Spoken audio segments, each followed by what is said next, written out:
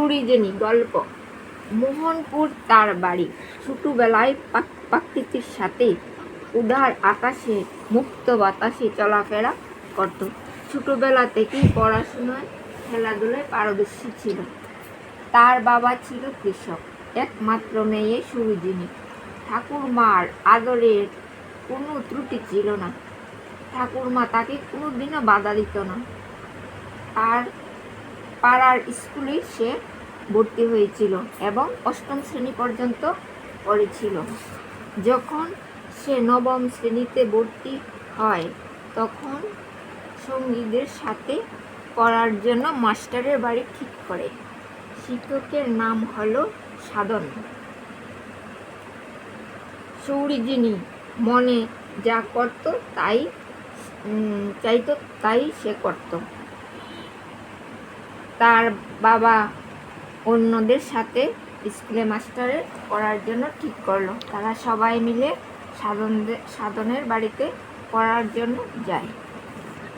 সাধনের বাড়ি ছিল জয়পুর।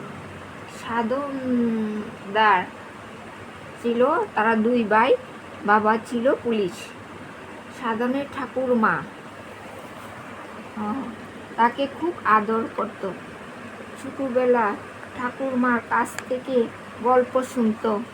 রামায়ণ, ভারতের স্বাধীনতা সংগ্রামে যারা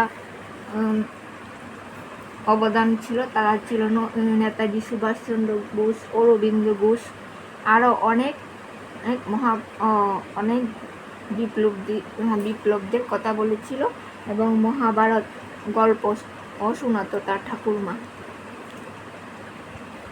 সুরুজিনী যখন সাধনের বাড়িতে পড়তে যায় তখন একদিন সাধনের ঠাকুরমা সুরুজিনীকে দেখে বলে, সাধু, এই মেয়েটিকে আমার খুব পছন্দ লেগেছে।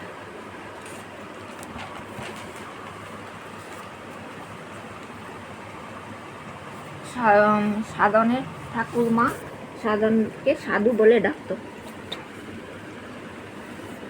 আস্তে আস্তে সাধনও তার প্রতি টান পড়েছিল। ঠাকুরমার পছন্দে ছিল সুরুজিনী। সুরুজিনীকে তারা অনেক সাহায্য করেছে পড়াশোনার জন্য। তার বান্ধবীরাও সবাই এই কাহিনী জানত। এদিকে সুরুজিনী বিয়ে পাশ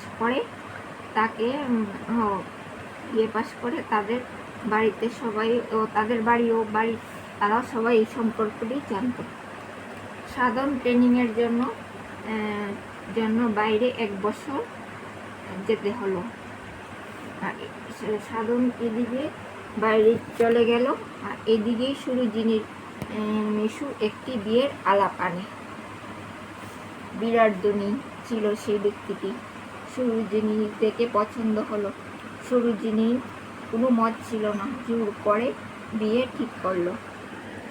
তার বান্ধবীরা বলে, এ কি করে হয় সুরুজিনী, সাধনদার কি হবে? বাড়ির সবাই এবং মিশু মিলে বিয়ে ঠিক করে বিয়ে হয়ে গেল। সাধনের ট্রেনিং শেষ হলো।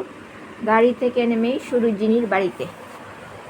সাধনকে দেখে সুরুজিনীর যে বিয়ে হয়ে গেল, সুরুজিনী তখন তাদের বাড়িতে ছিল। সুরুজিনী তার মাকে বলে, সাধনদাকে চলে যেতে বলো। সুরুজিনী সাধনকে বুঝতে পারে না।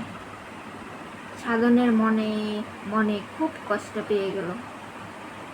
সাধনের বাড়িতে যেতে যেতে তার অতীতের কথা মনে পড়ে গেল, একে একে বেশি চলেছে। সাধনের মনে হলো, আর আমার জন্য কি সুরুজিনী একটু অপেক্ষা করতে পারলো না? শেষ।